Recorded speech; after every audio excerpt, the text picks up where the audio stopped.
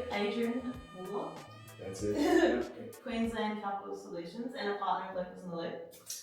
Thank you. Obviously, it's a shitty time for people, and everyone's up in arms about festivals and blah blah blah. Mm-hmm. So, what has been your experience with the economy of late? Yeah, look, it's interesting at the moment where, as you mentioned, everyone is doing it tough.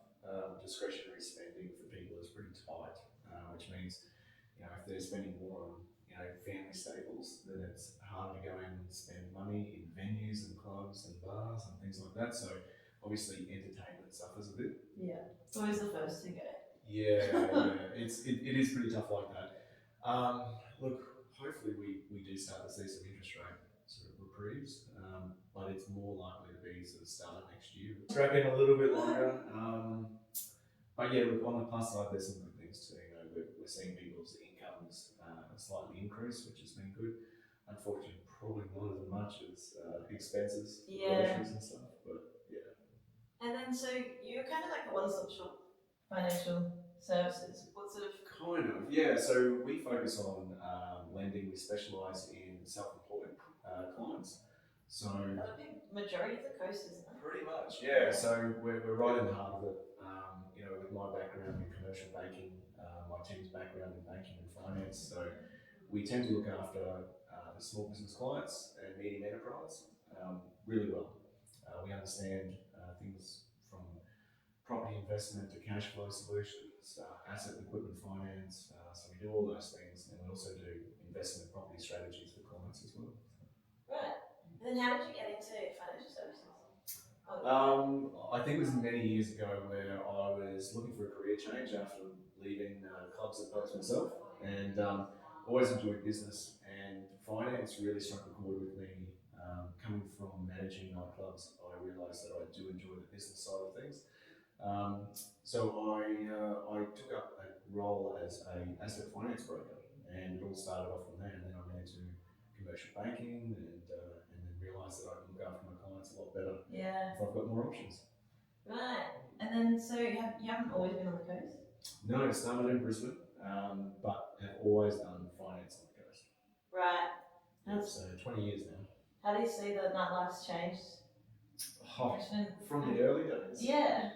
Look, Brisbane City now has changed heaps. I was down there, and I'm regularly in Brisbane for different events and things. So it's back in the day, it was more or less a country bumpkin. Country bumpkin, Eckert, like this time of year, Eckert would roll around. Oh yeah, that was yesterday, wasn't it? Yeah, today. So People's Day, yesterday, sorry. So you'd have all the country boys rolling in town, and I was at Mary Street nightclub. So back in those days, it was country boys and city boys. They kind of didn't mind a drink and a fight. It's pretty full on, but and now look at the coast. The coast has been growing so rapidly over the last 15 years. Like Brisbane, it's like bougie now. Oh, so bougie.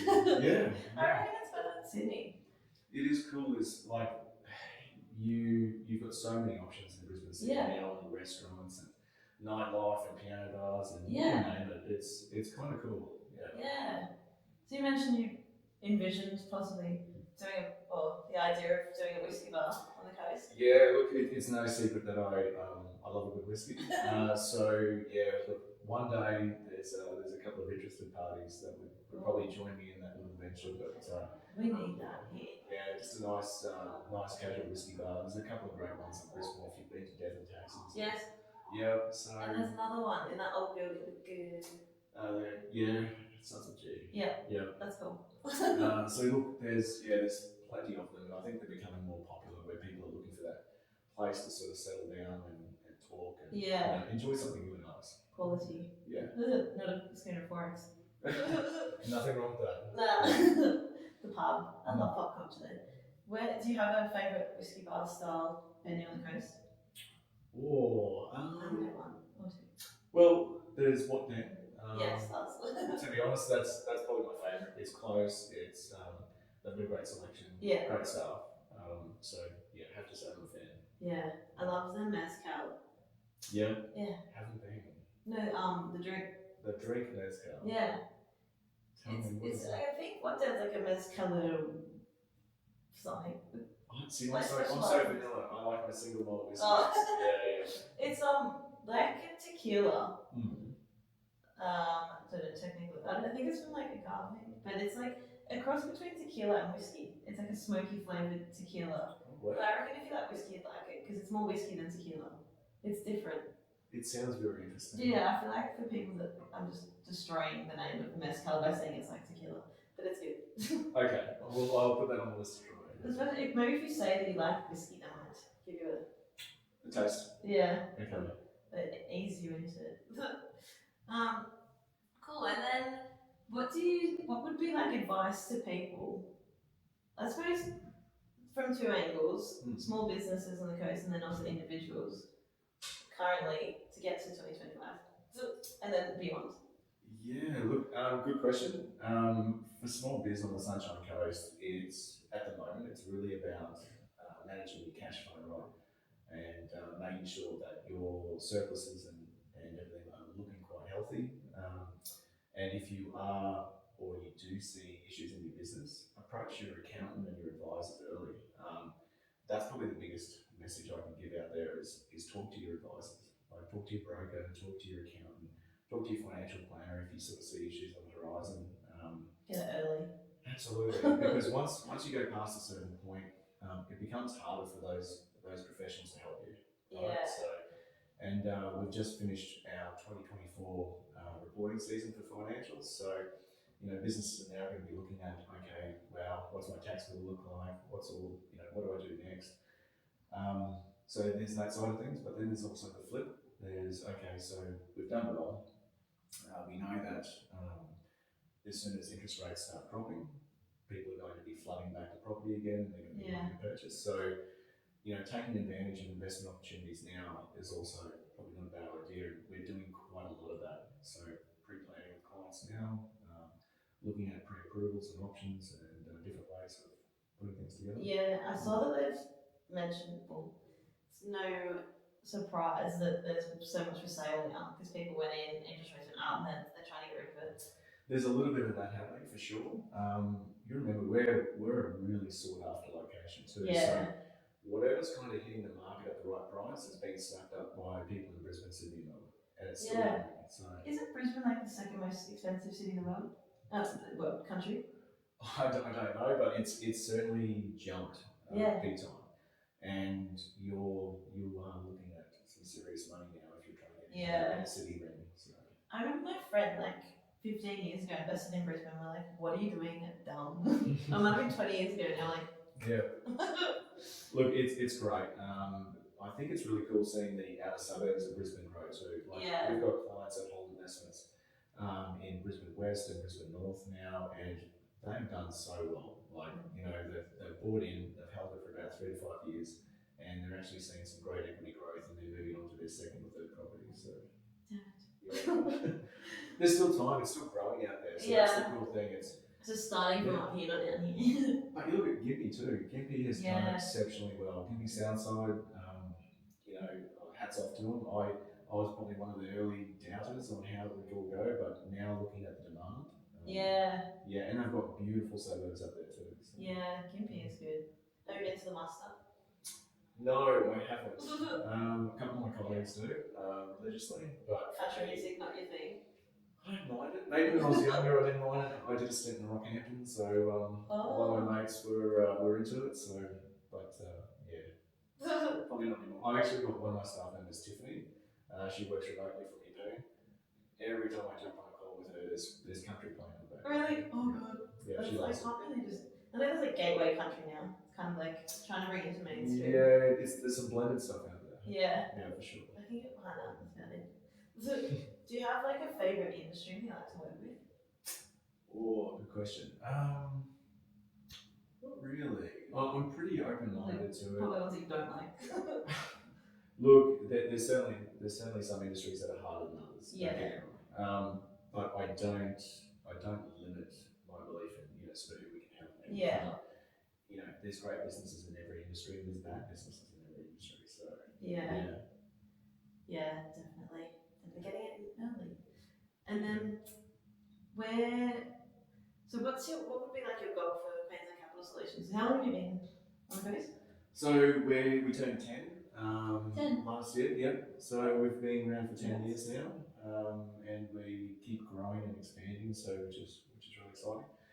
Look, goal. If you ask me what my goal is in the future, we are looking trying to onboard new staff at the moment. We need a new credit analyst because we're busy. So and we're also looking at bringing on board new brokers to join the team towards the end of the year. So if you're interested in finance and you want to learn a bit about it, definitely give me a call. Oh, there you go. And got to ask a music question. Do you have a favourite musician? Oh, good question. Favourite event? Favorite event? Event. Look, with events. Besides my lunch party, obviously. Well, not besides that. With events, the venue that doesn't exist anymore. if you can tie good food and music together, then I'm there. So regardless of what There's a surf festival, good. that is good. Not that I didn't go. But So anything where there's good food and good music, I'll be a fan. anyone that you're looking forward to coming on? Not really at the moment. To be honest, at the moment we're so busy. I've been spending too much time in the office and not enough time out. So yeah. People ask me, and I'm like, I feel like I should have an answer to this, but I don't. Yeah. Yeah, I can't even say. Are you going to Big Pineapple Festival? Obviously, that's talk of the towns. That's all that's left. What's that, sorry? Big Pineapple Festival. Oh my god, is that still around? Come back. It's come back. Yeah. I didn't even know. There you go. Okay. Thanks for the update. Amity Affliction times wow. 9. Yeah. Okay. Peking Duck. I definitely go to that. Oh, there you go. Yeah. Did they fix the lineup for the bars? Is that fixed? I don't know. Was that a problem? That wasn't. Oh. I don't know. Okay. We got invited to like the private Peking Duck pop-up DJ set on the bottom of the Pineapple last week actually. Wow. It was so fun. There was only like maybe 30, 40 people dancing a Peking Duck. They're actually really good. Oh, I know they are. Well, that's awesome. How do we get secret tickets for that? I will when I get one off. Oh no. Cool. And anything else? Like maybe top 3 advice people that are seriously struggling?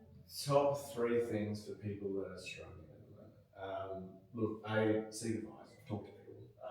There's free services. There's people that are out there that are willing to help if you are really struggling.